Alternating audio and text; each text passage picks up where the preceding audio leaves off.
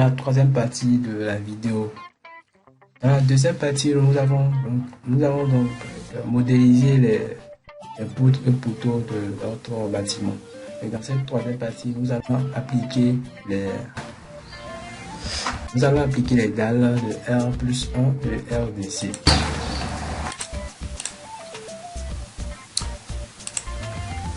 Ici, nous voyons que nous avons les dalles. Nous avons des types de dalles là, les dalles à coque et à poutrelle, et puis les dalles pleines. Pour les dalles pleines au RDC, et puis les dalles à coque et à poutrelle là, au R+1. Alors, nous voyons ici que nous avons les dalles nous avons des types d'épaisseur, les dalles d'épaisseur 22 et les dalles d'épaisseur 20. Et puis ici aussi nous avons les dalles à coque et à poutrelle d'épaisseur 25 plus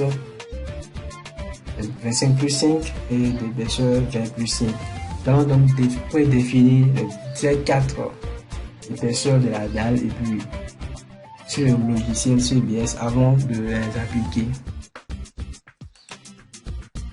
Donc, pour prédéfinir l'épaisseur de la dalle pleine, nous venons au niveau du menu édition par défaut session. Et lorsque nous cliquons sur session, il y a cette fenêtre qui s'ouvre, cette fenêtre qui nous permet en fait de pouvoir définir l'épaisseur de la dalle. Et quand nous cliquons sur le menu de roulant, nous avons les épaisseurs de CBS à la base. Donc nous avons l'épaisseur 20, 15, 16, 20, 25. Et là, dans notre projet, nous avons la dalle d'épaisseur 20 et 22. Donc ici, il y a déjà le 20, donc on va ajouter le 22. En cliquant sur le point de suspension qui est là, et puis nous ajoutons et nous mettons 22 cm. Ok, et lorsque nous ajoutons 22 cm, ça s'ajoute à la liste des paramètres de l'épaisseur à défaut. Et que c'est fait, nous cliquons sur OK. Ça, c'est ce qui concerne les dalles pleines. Et pour les dalles à coque et à poutrelle, nous venons au niveau toujours de la barre menu édition. Par défaut matériaux. Là, nous voyons dalle qui est là, les types de matériaux. En fait, les types de matériaux, c'est soit le béton, soit les briques creuses, ou les pavages, les briques de pavage, etc. Donc là, nous voulons les dalles à coque et à poutrelle. Et c'est ça qui est là. Nous avons les dalles de type, les dalles de type 25, dalles à coque et à poutrelle de 25 plus 5 pour notre projet et de 20 plus 5. Donc ici, il n'y a pas de 20 plus 5, 25 plus 5. Il y a 20 plus 5, mais il n'y a pas 25 plus 5. Donc nous allons ajouter dalle 25 plus 5. En cliquant sur les points de suspension qui sont là. Et quand cette fenêtre s'ouvre, nous ajoutons, voilà, en cliquant sur ajouter matériaux. Et quand on ajoute sur matériaux, il y a cette fenêtre qui s'ouvre. Et cliquant sur le B qui est là, on va donc modifier les AP 25. AP 25 plus 5. 25 plus 5, nous allons donc modifier les paramètres de notre dalle. Et puis la résistance, on va laisser le module de Young comme ça. Coefficient de poisson, on laisse à 0. La résistance, on va mettre à volumique. On met ça à 25 kN par mètre. Voilà. Et puis on ajoute. Nous allons aussi ajouter notre... il y a ça ici, donc on va accrocher ceci. Et puis ajouter OK, voilà. Nous venons là de définir l'épaisseur de notre dalle, encore créer à poutrelle, et puis l'épaisseur de notre dalle pleine. Donc Au niveau de RDC, au niveau de RDC, nous avons cette partie. 1, 2, 3, 4, 5, 6. Non, 1, 2, je vais. Voilà, 1, 2, 3, 4, 5. Voilà, on a ces 5 parties-là, ces 5 zones qui sont des dalles dalles pleines d'épaisseur 22. Donc, on a 1, 2, 3, 4, 5. Ils ont des dalles d'épaisseur 22. Donc c'est cette sympathie-là que nous allons mettre la dalle d'épaisseur 22. Donc on vient là, sur CBS, on a la dalle, on choisit l'épaisseur qui est de 22. Et puis matériau, nous allons prendre le béton. Le béton 22. Le béton 25. On va prendre le béton 25, voilà. Et puis on clique sur ajout spécial, addition spéciale et voilà. Voilà. Nous venons d'ajouter les dalles d'épaisseur 22 et nous allons ajouter donc l'épaisseur, la dalle d'épaisseur 20 sont là. Voilà. Une fois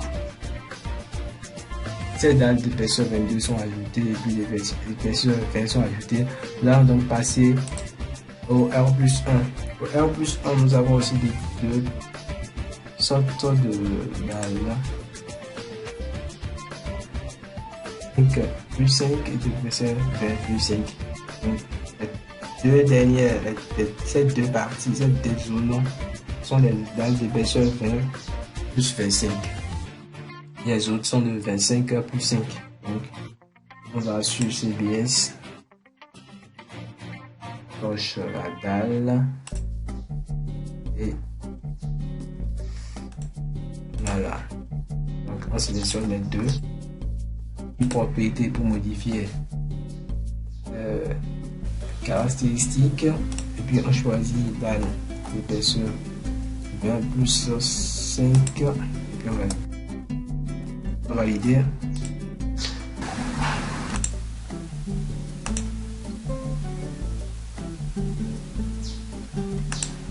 On choisit la dalle toujours, épaisseur, sélectionne tout, ok. Et puis on sélectionne les propriétés pour modifier dalle à calculer pour traiter de 25 x 5 entrées.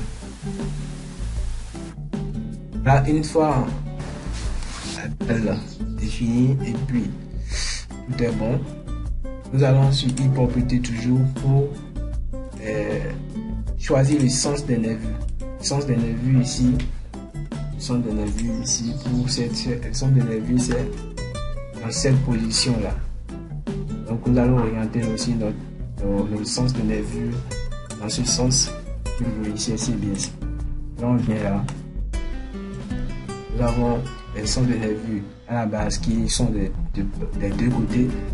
Donc si nous voulons que ça soit sens de portée, on choisit ceci.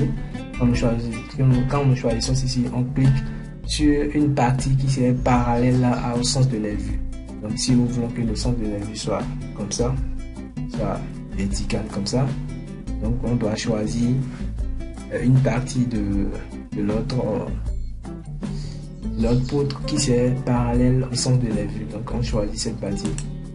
Là, nous avons le sens de nervure principal qui est comme ça. Et si on veut que ça soit sur un sens unique, étant donné que c'est dans l'accord créé pour A, donc on coche sur cette partie et puis on valide. On fait entrer. Donc on a nos nervures qui sont portées dans ce sens-ci. On fait pareil pour les deux du bas. Et propriété,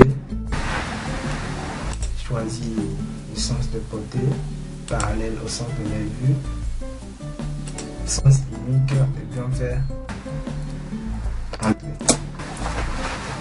Voilà, on Voilà en ce qui concerne la dalle pleine.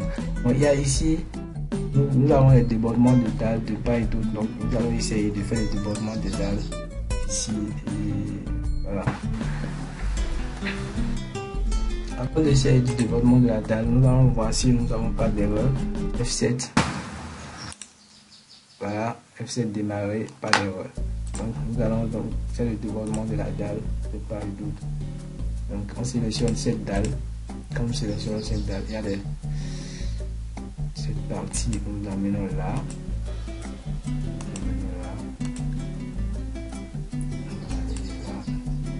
Ok.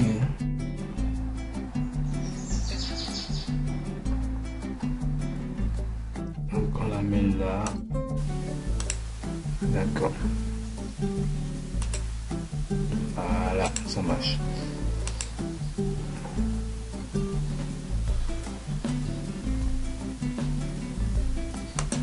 On l'amène là.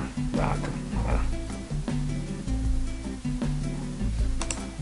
On sélectionne cette dalle. On l'amène là. On l'amène là. Sélectionne cette dalle. On l'amène là. On amène ça là. Ici là. Et c'est ça. F7 pour voir s'il n'y a pas d'erreur au fur et à mesure. F7 démarrer. Ah. Donc on a la position des nœuds à résoudre. La position des nœuds. De quoi et quoi.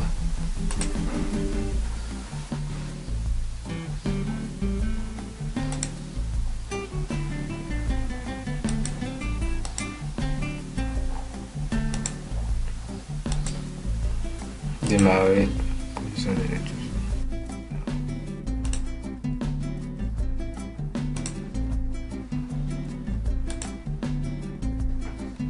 Donc position des nœuds par rapport à ça, on va devoir beaucoup zoomer. Voilà, donc il y a forcément une position de nœud là. Pour ça là. Démarrer, ok. Donc ça reste la position des nœuds. Ici. Ok. On zoom. On va mettre ça là. On va mettre ça là. F7 démarrer. Ok, c'est parti.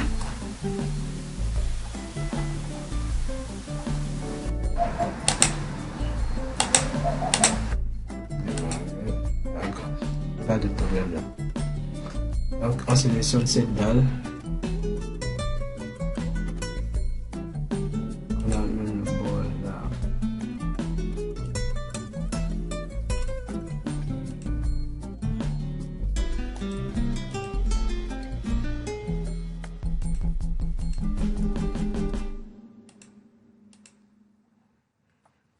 F7 démarrer.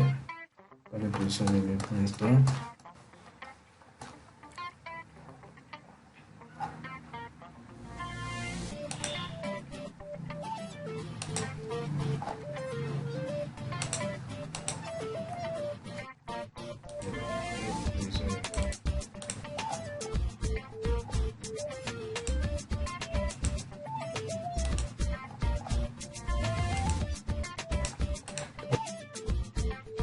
Voilà, le débordement de la dalle est offert. Et puis, je vous conseille de le faire aussi chez vous parce que ça va prendre beaucoup de temps pour le faire avec des positions des nœuds et tout. Donc, j'ai dû le faire et il m'a commencé encore le travail. Donc, voilà, j'espère vraiment si ça vous cause toujours des problèmes, vous pouvez me le dire en commentaire et puis je vais peut-être faire une vidéo aussi sur ça. Donc, voilà, une fois le débordement de la dalle est fait et puis la dalle tout est normal, nous allons donc passer à l'application des charges. Moi je vous montre en perspective. Voici un peu ce qu'on a à faire. Plutôt pas mal. Voilà, on a essayé de faire. Donc voilà, nous allons passer à l'application des charges. Nous allons donc passer à l'application des charges sur le bâtiment. Donc, alors je vous montre un peu la descente de charge que j'ai eu à faire. Donc voilà. Bon, ça c'est...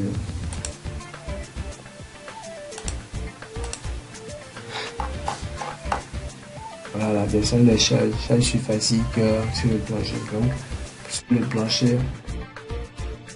sur le plancher de R+1.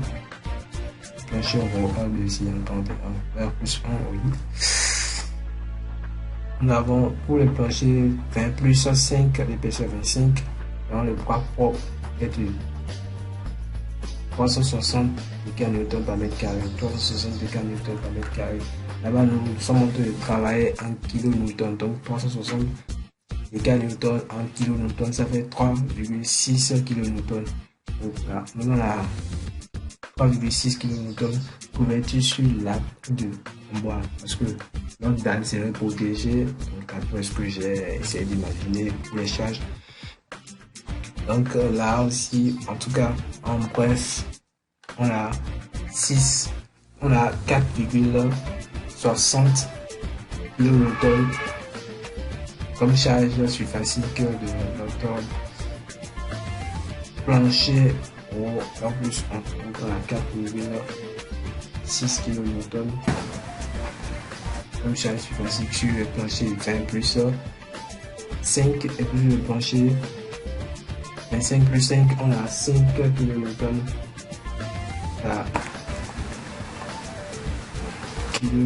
par mètre carré.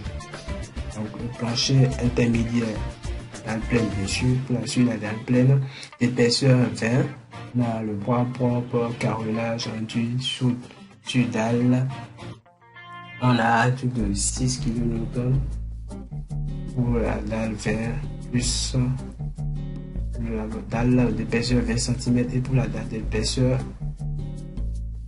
22 cm, on a 7,1 kN par mètre carré.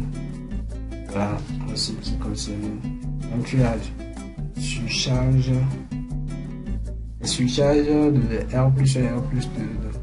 Enfin, RDC sur les surcharges, nous allons prendre ici c'est un logement d'habitation. Bâtiment à usage, donc logement y compris à composant, on va prendre 1,5 kN. 1,5 kN, oui. C'est son appui là. Et sur la toiture, on va prendre comme la toiture est inaccessible, on va prendre 1 kN par mètre carré sur la toiture.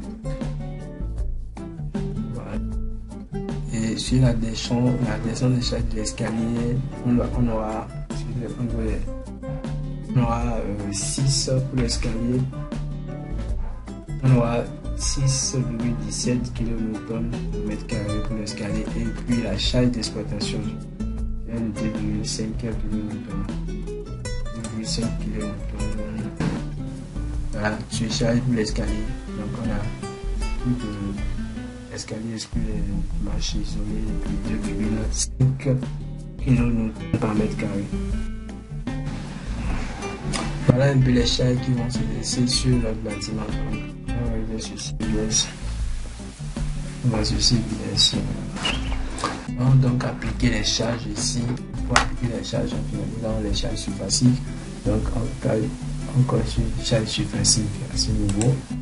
Et là, ici nous avons charge permanente. Les charges permanentes. Donc, nous allons d'abord appliquer les charges permanentes, après appliquer les charges d'exploitation. D'abord les charges permanentes. Pour la dalle d'épaisseur, la dalle pleine d'épaisseur 22, la dalle pleine d'épaisseur 22, on a dit tout à l'heure que ça fait 7,1 kg Pascal qui est égal à kN par mètre carré. Donc on va essayer d'appliquer ça là, et là, là, là, là, là, là. Ici, normalement, ça allait prendre 7,1. Mais Ici, c'est la cage d'escalier, donc c'est la charge d'escalier qui serait appliquée à ces niveaux.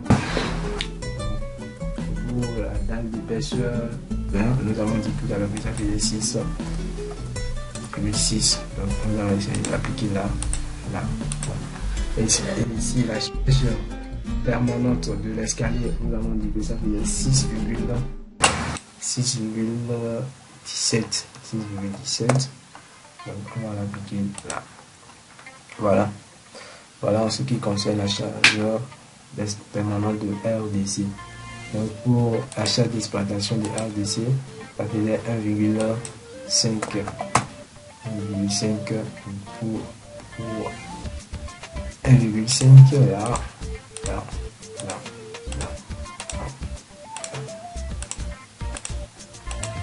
Et ici, nous avons la charge d'exploitation qui est égale à 1,2,5. Donc on applique là. En ce qui concerne la charge de RDC, et quand nous avons au niveau de la charge de R plus 1, nous avons la charge d'exploitation. Encore ici la charge d'exploitation. Donc la charge d'exploitation, ouais, la charge d'exploitation ici c'est 1 parce que c'est inaccessible. Donc et vous on coupe là et puis voilà, la charge d'exploitation est appliquée. Et nous allons donc appliquer la charge permanente. La charge permanente pour les dalles. Pour les dalles de 25 plus 5, les dalles de 25 plus 5. Nous avons dit tout à l'heure que ça faisait 5 kN par mètre carré. Donc 5 kN. 5 kN, donc voilà, impliqué là. Pour la dalle de 1 plus 5, nous avons dit que ça faisait 4,6 kN. 4,6 kN. Et puis voilà, en ce qui concerne la charge de R plus 1 et R d'ici. Nous voyons ici la charge qui sont là, les charges qui sont là. La charge d'exploitation. Les charges d'exploitation sont en jaune et puis les charges permanentes sont en violet. Donc voilà. Pour le RDC, la fondation, nous aurons les charges linéaires qui vont se reposer sur les longueurs, les charges des murs de RDC qui vont se reposer sur les longueurs. Donc là, je n'ai pas fait de dimension, je n'ai pas fait la descente des charges pour ceux-là. Nous allons prendre juste un truc aléatoirement. Ça, c'est les charges linéaires. Donc les charges linéaires d'exploitation permanente plutôt. Nous allons prendre pour mieux. Je prends un truc au hasard parce que je n'ai pas fait la descente des charges pour les murs qui vont se reposer sur les longues grilles là. Mais, donc on va prendre un truc aléatoirement. On va prendre peut-être 2 charges linéaires qui vont se reposer sur les longues grilles là. Voilà comment est-ce qu'on applique les charges linéaires. Voilà, donc c'est bon.